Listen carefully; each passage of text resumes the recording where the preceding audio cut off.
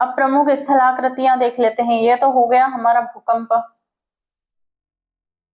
अब हम देखते हैं प्रमुख स्थलाकृतियां, पृथ्वी की स्थलाकृतियां कैसी कैसी होती है। तो आइए बिना कुछ देरी किए हम इसकी शुरुआत करते हैं। क्लास 7th के एनसीईआरटी का चैप्टर का सेकंड पार्ट। ठीक है, पहले पार्ट में हमने क्या क्या देखा है, भूकंप कैसे होता है, प्लेटों में गति कैसे होती है, प्लेटों की गति के कारण ज्वालामुखी कैसे आते हैं, भूकंप कैसे आते हैं, ये सब देखा है। अब देख लेते हैं हम पृथ्वी की प्रमुख स्थल आकृतियां, कि स्थल आकृतियां हमारी पृथ्वी पर कैसे बनती है और कैसे इसका बदलता स्वरूप होता है। हमने अंतर्जनित फोर्स देख लिया था, बहिर्जनित फोर्स भी देख लिया था। अब देखते हैं पृथ्वी की स्थल आकृतियां। ठीक है,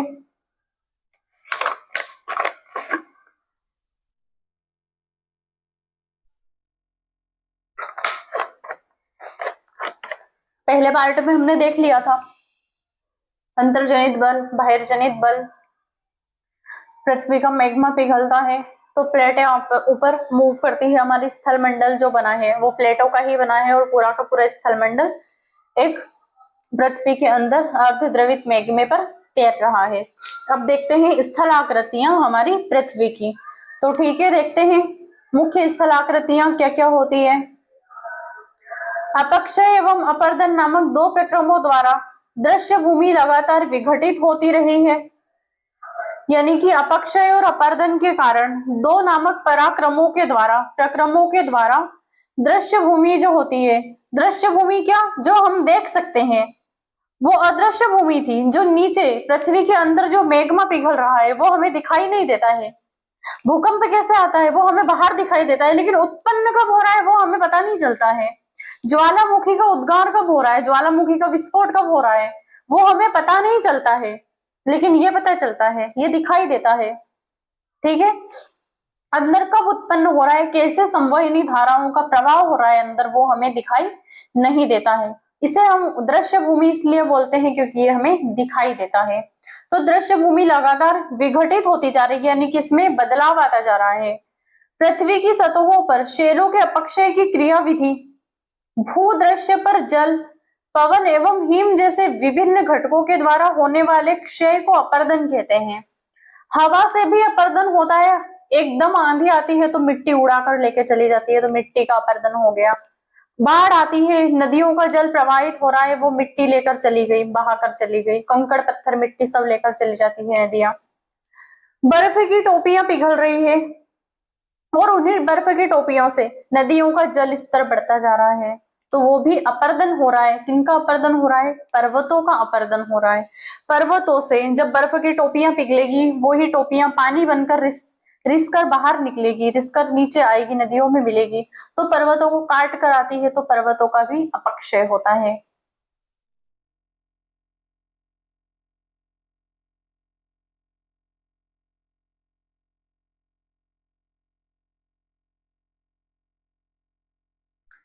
वायु, जल आदि अपर्दित पदार्थ को एक स्थान से दूसरे स्थान पर ले जाते हैं और फलस्वरूप एक स्थान पर निक्षेपित करते हैं।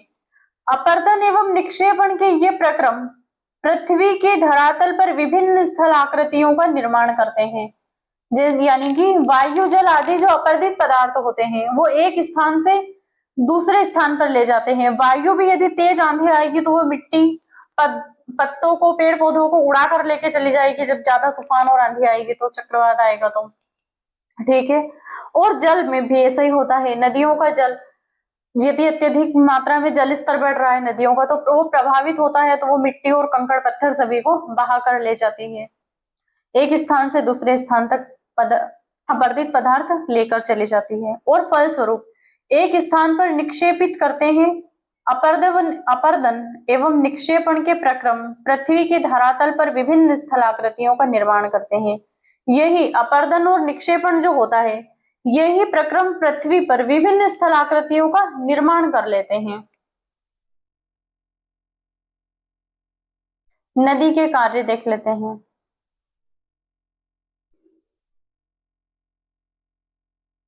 चैप्टर बहुत इंपॉर्टेंट है लेकिन बड़ा भी है, ठीक है। नदी के कार्य देख लेते हैं। नदी के जल के दृश्य भूमि का अपर्दन होता है। नदी के जल से दृश्य भूमि का अपर्दन होता है। यानी कि हमारी पृथ्वी का अपरदन होता है, हमारे स्थल मंडल का अपरदन होता है। आई बात समझ में? जब नदी किसी खड़े ढाल वाले स्थान से अत्यधिक कठोर शेल या खड़े ढाल वाली घाटियों में गिरती है तो वह जलप्रपात बनाती है। आया समझ में? जब कोई नदी होती है वो अत्यधिक ऊंचे स्थान से नीचे स्थान तक आ रही है, यानी कि कठोर चट्टान से नीचे एकदम कोई ढलान नहीं है, ऊपर से सीधे नीचे आ रही है, तो उसे क्या बोलेंगे? कठोर शेल, यानी कि कठोर चट्टान से या फिर खड़े ढाल वाली अत्यधिक ऊंची घाटी से भी नीचे गिरती है तो वो क्या बनाती है? जलप्रपात बनाती है, यानी कि झरने का निर्माण करती है। ये रहा जलप्रपात। कठोर शेल यानी कि कठोर पत्थर की चट्टान, जल की शक्ति द्वारा काटे गए मृदु शेल। ये क्या करती है? जल का प्रवाह इतना होता है कि ये चट्टानों को काट देती है। अब यहां से नदी आ रही है, ऊपर से नदी आ रही है, नीचे ढलान वाला क्षेत्र आ गया, अत्यधिक ढलान वाला क्षेत्र आ गया है, नीचे से डायरेक्ट ऊपर पानी गिर रहा है। ठीक है, जैसे कि जोग जलप्रपात, चूलिया जलप्रपात, ये मध्य प्रदेश में मिलते हैं नर्मदा नदी पर। ठीक है, धुआंधार जलप्रपात, दुग्धधारा जलप्रपात। ठीक है, ये सभी जलप्रपात बनाती है नदियां। कठोर शेल, जल की शक्ति द्वारा काटे गए मृदु शेल, यानी कि मृदा से बने हुए शेल, पत्थर। ये रहा जलप्रपात, झरना।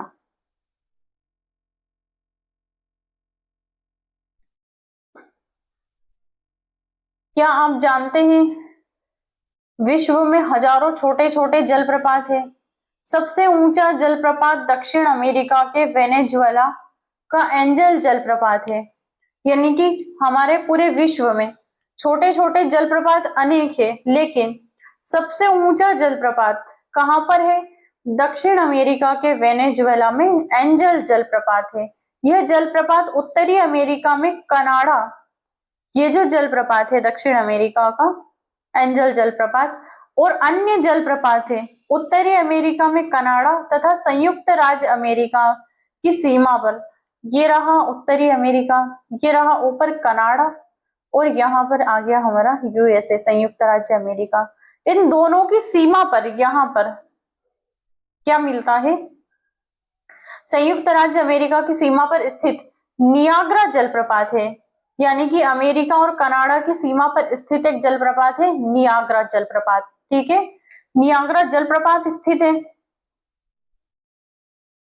और अफ्रीका के जाम्बिया एवं जिम्बाब्वे सीमा पर स्थित विक्टोरिया जलप्रपात है।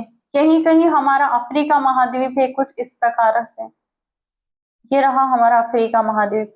अब यहाँ पर कौन सा देश है? जिम्बाब्वे, ये रहा हमारा जिम्बाब्वे, और दूसरा है जाम्बिया, ये यहाँ पर, यहीं कहीं पर जाम्बिया मिलता है। ठीक है, इन दोनों की सीमा पर स्थित विक्टोरिया जलप्रपात है, जिससे विक्टोरिया झील से क्या निकलती है? हमारी नील नदी निकलती है। विश्व की सबसे लंबी नदी निकलती है विक्टोरिया झील से निकलते हुए। कहां पर मिलती है? वो मिस्र से होते हुए भूमध्य सागर में मिल जाती है। दक्षिण से उत्तर की ओर प्रवाह होता है उस नदी का, नील नदी का, 6671 किलोमीटर लंबाई। ठीक है, तो यहां पर मिलता है नियाग्रा, यहां पर मिलता है, अफ्रीका में मिलता है विक्टोरिया जलप्रपात। ठीक है, और यहां कहीं पर हमारा एक ऐसा इस आकार का हमारा है दक्षिण अमेरिका। ठीक है, ये ब्राजील वाला क्षेत्र हो गया, ये पतला सा देश चिली हो गया, और अन्य देश है। दक्षिण अमेरिका का एकमात्र ऐसा देश है ब्राजील, जो सभी देशों को, चिली को छोड़ के सभी देशों से टच होता है। ठीक है, यहाँ पर है हमारा वेनेजुएला, छोटा सा देश। यहाँ पर है सबसे विश्व का सबसे ऊंचा जलप्रपात एंजल फॉल। ठीक है, आया समझ में?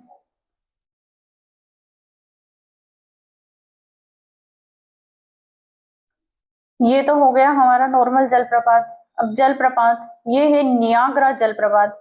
ये नियाग्रा जलप्रपात कहां पर मिलता है? कनाडा और संयुक्त राज्य अमेरिका की सीमा पर मिलता है। कौन सा? नियाग्रा जलप्रपात।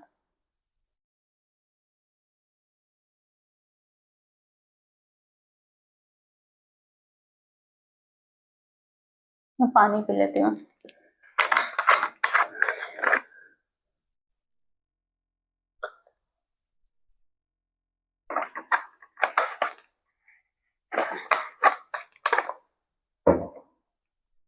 हम देखते हैं, जब नदी मैदानी क्षेत्रों में प्रवेश करती है, स्लाइड उड़ रही है आज।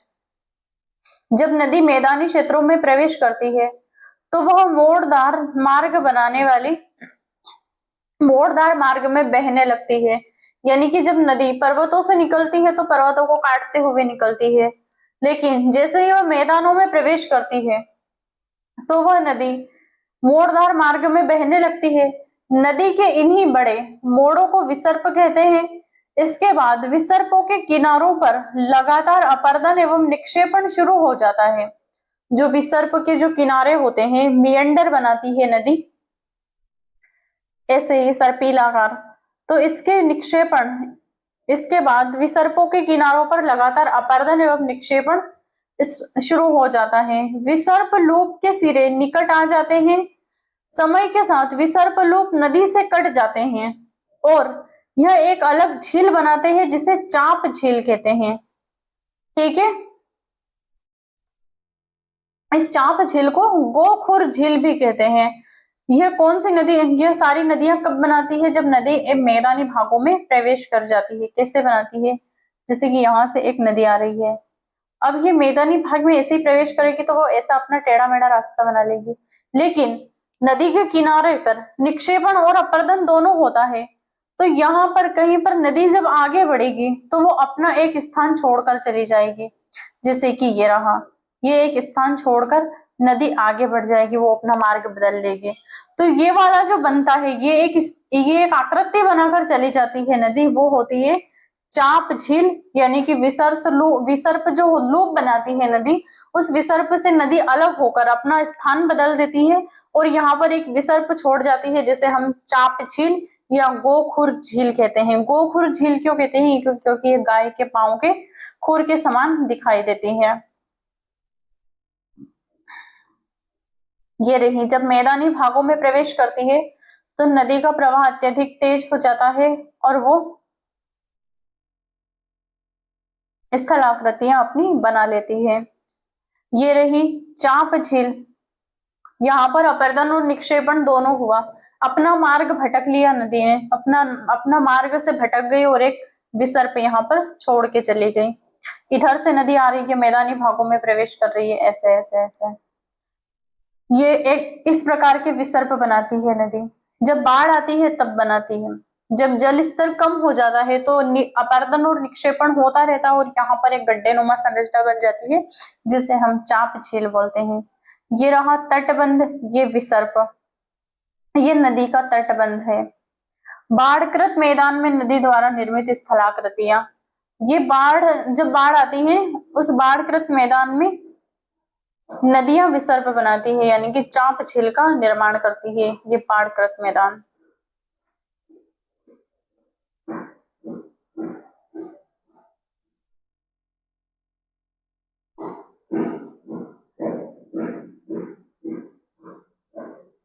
कभी कभी अपने तटों के बाहर बहने लगती है, यानी कि नदियां जो होती है वो कभी कभी अपने तटों के बाहर बहने लगती है। फलस्वरूप निकटवर्ती क्षेत्रों में बाढ़ आ जाती है। जब निकटवर्ती क्षेत्र होते हैं, जब नदियों का जल स्तर होता है तो निकटवर्ती क्षेत्रों में बाढ़ आ जाती है। जो नदी किनारे शहर बसे हैं, गांव बसे हैं, उनमें बाढ़ आ जाती है। बाढ़ के कारण नदी के तटों की निकटवर्ती क्षेत्रों में महीन मिट्टी एवं अन्य पदार्थों का निक्षेपण करती है। बाढ़ के कारण जब नदी जो होती है वो उसके तटों पर निकटवर्ती जो क्षेत्र होते हैं, यानी कि तट के पास जितनी भी जगह होती है उस पर क्या करती है? महीन मिट्टी एवं अन्य पदार्थों का निक्षेपण करती है। ऐसी मिट्टी एवं पदार्थों को अवसाद कहते हैं। इसमें समतल उपजाऊ बाढ़कृत मैदान का निर्माण होता है। इसी में समतल उपजाऊ एवं बाढ़कृत मैदानों का निर्माण होता है।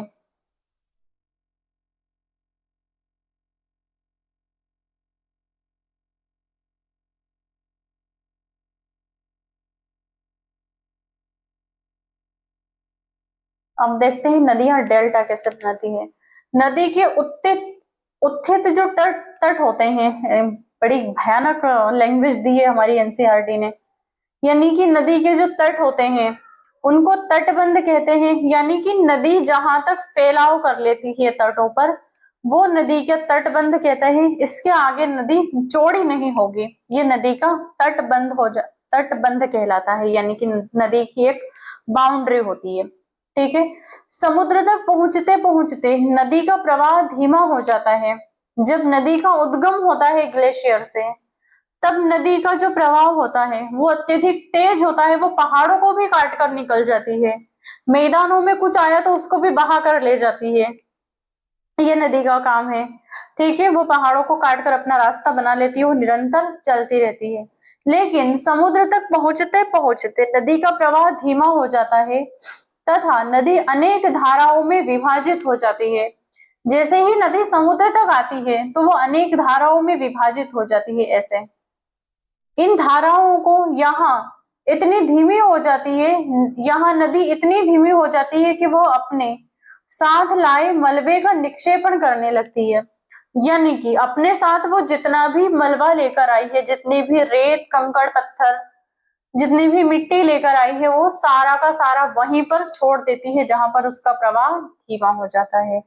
प्रत्येक वितरिका अपने मुहाने के अवसादों के संग्रह से डेल्टा का निर्माण करती है। यानी कि एक ही नदी है, अत्यधिक प्रवाह से आती है, पहाड़ों से निकलकर, पर्वतों से निकलकर वो अत्यधिक प्रवाह से आती है। आने के बाद जब समुद्र के पास, यानी कि अब उसे समुद्र में मिलना है, तो समुद्र के किनारे जितना भी वो अपना मलबा लेकर आती है, जितना भी अवसाद लेकर आती है, मलबे का निक्षेपण वहीं पर कर देती है। जितना भी वो अवसाद, मिट्टी, रेत, कंकड़, पत्थर जो भी लेकर आती है, उन सभी का वो वहीं पर निक्षेपण कर देती है, वहीं पर जमाव कर देती है। और उस जमाव के ऊपर से छोटी छोटी जल धाराओं में बटकर समुद्र में मिल जाती है। वितरिका अपने मुहाने और अवसादों के संग्रह से डेल्टा का निर्माण करती है। जैसे ही वो सारा अवसाद वहीं पर छोड़ेगी और समुद्र में मिल जाएगी तो वहां पर क्या होता है, डेल्टा का निर्माण हो जाता है। ये देखते हैं मुख्य नदी कहाँ से निकलती है और वितरिका में कैसे बढ़ती है।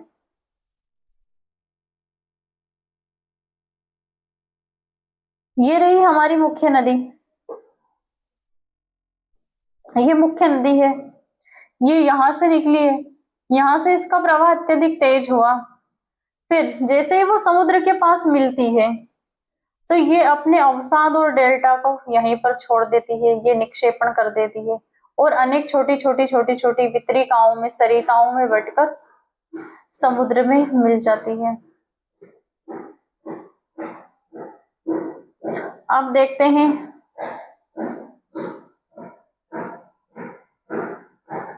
समुद्री तरंग के कार्य। समुद्री तरंग के क्या क्या कार्य होते हैं।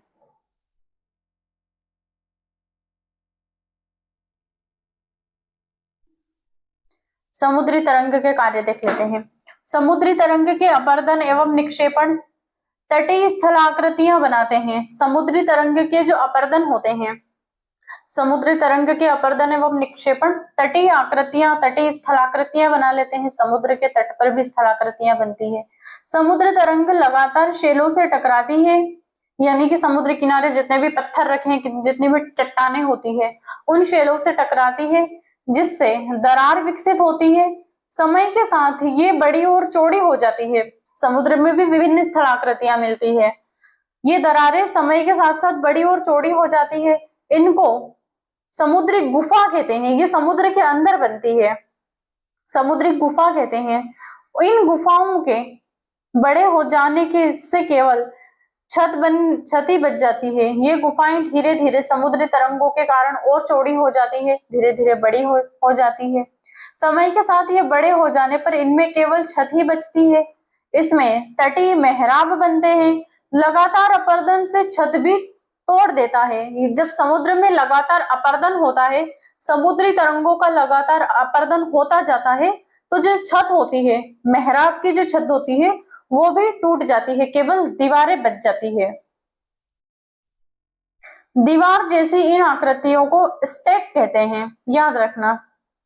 दीवार केवल दीवारें बच जाती है, दीवार जैसी इन आकृतियों को स्टैक कहते हैं। समुद्री जल के ऊपर लगभग ऊर्ध्वाधर हुए यानी कि वर्टिकल उठे हुए ऊंचे शैली तटों को समुद्री भृगु कहते हैं, यानी कि समुद्र के तट पर,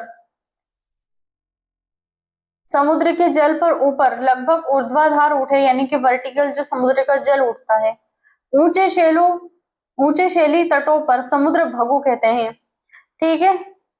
समुद्री तरंग किनारों पर अवसाद जमाकर समुद्री पुलिन का निर्माण करती है, यानी कि वो समुद्री पुल का भी निर्माण कर लेती है समुद्री तरंगे अवसाद का जमाव कर करके। ये समुद्र में मिलने वाली विभिन्न आकृतियां होती है। ये समुद्री गुफा है।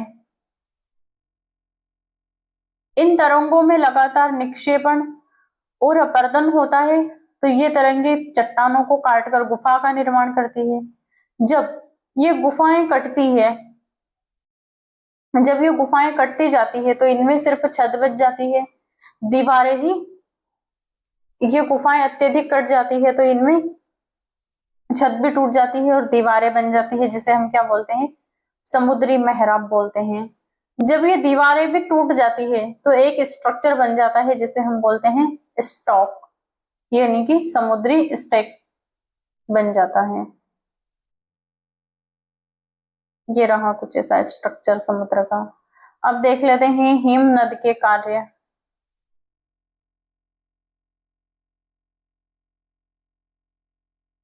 यानी कि ग्लेशियर के कार्य। हिमनद ग्लेशियर के कार्य क्या क्या होते हैं? हिमनद अथवा हिमानी बर्फ की नदियां होती है।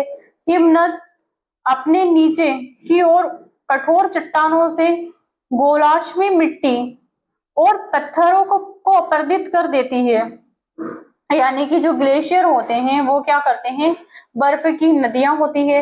ये हमारे बर्फ के जितने भी ग्लेशियर होते हैं ये पहाड़ों पर, पहाड़ों की टोपियों को ढके हुए होते हैं बर्फ, यानी कि हमारे पहाड़ों को ढके हुए मिलते हैं।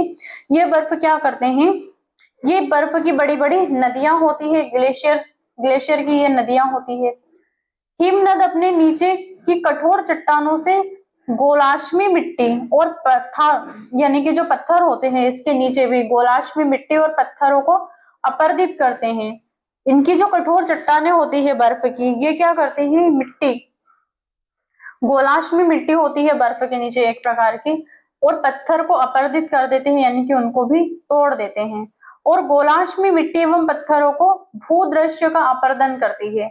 जो गोलाश्मी मिट्टी होती है जो बर्फ के नीचे पाई जाती है वो क्या करती है, पत्थरों से भूदृश्य का अपर्दन कर देती है, यानी कि जो पत्थरों के नीचे भी जो पृथ्वी है, यानी कि जो जमीन है, जो मिट्टी है, उसको भी तोड़ देती है। हिमनद गहरे गर्तों का निर्माण कर लेते हैं, इसी प्रकार गहरी गर्तें बन जाती है बर्फ की टोपियों के नीचे, गहरे गर्तों का निर्माण करते हैं। पर्वतीय क्षेत्रों में बर्फ पिघलने से उन गर्तों में जल भर जाता है और वे सुंदर झील बना लेते हैं। ठीक है। यदि पर्वतों पर सुंदर जो झीलें दिखाई देती है वो कैसे बनती है, इन्हीं के कारण लगातार इनमें अपर्दन होता है। नीचे की जो गोलाश्म मिट्टी होती है वो पत्थरों को अपर्दित कर देती है। बर्फ की टोपियां जो होती है उनके नीचे गोलाश्म मिट्टी पाई जाती है और वो मिट्टी लगातार घर्षण करती है पत्थरों से, पत्थरों को तोड़ती रहती है और उन गर्तों का निर्माण कर लेती है। जैसे ही गर्मी पड़ती है तो वो सारी बर्फ पिघल जाती है और वही बर्फ झील का निर्माण लेकर लेती है। ठीक है। सुंदर झील बन जाते हैं वही गर्तें। हिमनद के द्वारा लाए गए पदार्थ जैसे छोटे बड़े शेल, रेत एवं तलछट मिट्टी निक्षेपित होते हैं। ये निक्षेप हिमनद हिमोड़ का निर्माण करते हैं। ये क्या करते हैं, ये हिमनद भी एक नदियां होती है, ये क्या करती है, बड़े और छोटे शेल, बड़े शेल, रेत एवं तलछट मिट्टी निक्षेपित होती है, इनमें भी टूट टूट कर बाहर आती है और यही निक्षेपित हिमनद हिमोड़ का निर्माण कर लेते हैं।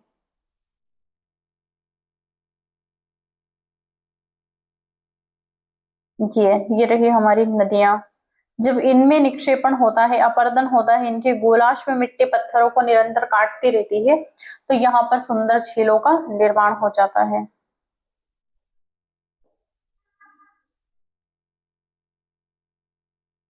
अब पवन के कार्य देख लेते हैं।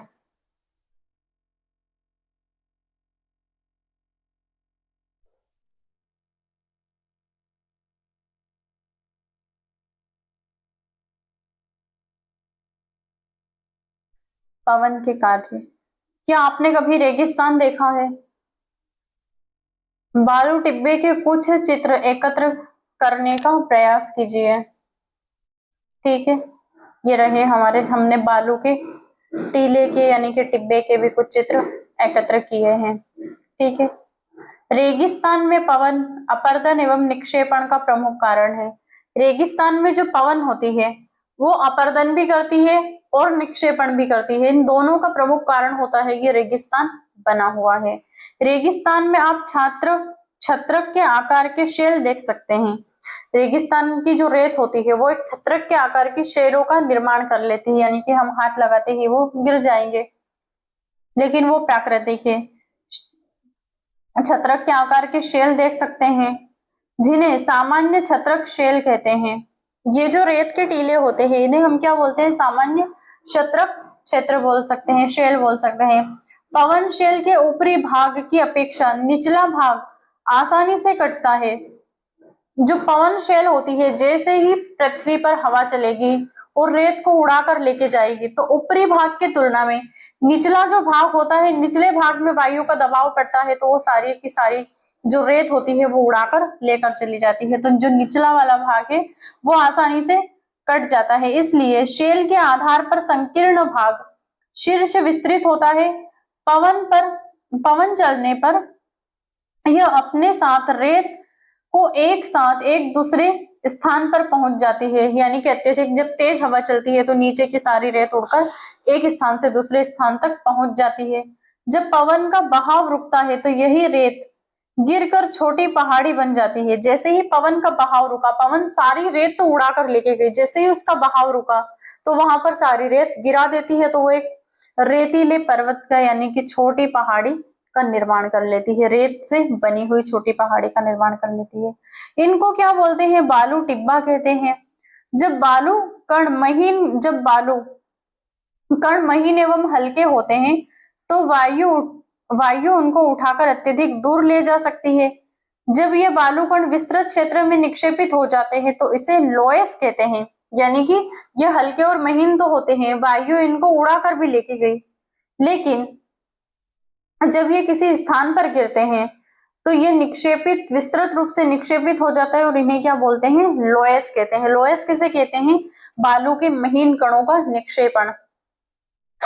ठीक है, चीन में विशाल लोएस निक्षेप पाए जाते हैं, यानी कि चीन में जो तिब्बत का पठार है वहां पर जो डेजर्ट है उस पर विभिन्न प्रकार के विशाल लोएस पाए जाते हैं, जिससे कि ये रहा हमारा रेगिस्तान। ये रहे बालू के टिब्बे। यहां से कहीं से रेगिस्तान से हवा इस रेत को उड़ा कर लेके आई और यहाँ पर छोड़ दिया है। तो आज ये हमारा क्लास 7th की एनसीईआरटी का तीसरा चैप्टर कंप्लीट होता है। तो आप क्लास को देखते रहिएगा, पढ़ते रहिएगा, देन लाइक शेयर कमेंट करते रहिएगा। ठीक है, तो आज के लिए इतना ही। आज इस क्लास को हमने 2 पार्ट में डिवाइड किया है। पहला पार्ट है हमारा पृथ्वी, बदलती पृथ्वी का स्वरूप, जिसमें भूकंप ज्वालामुखी के बारे में पढ़ लिया था, और जो दूसरा पार्ट है उसमें हमने देखा है कि क्या क्या नदियों के क्या कार्य होते हैं, हिमनद कैसे कार्य करते हैं, झीलों का निर्माण कैसे होता है, बाढ़ कैसे आती है, ये सब हमने देख लिया है। तो आज के लिए इतना ही। क्लास को देखते रहिएगा, पढ़ते रहिएगा। मिलते हैं कल अगली कक्षा में। बाय, गुड डे, धन्यवाद।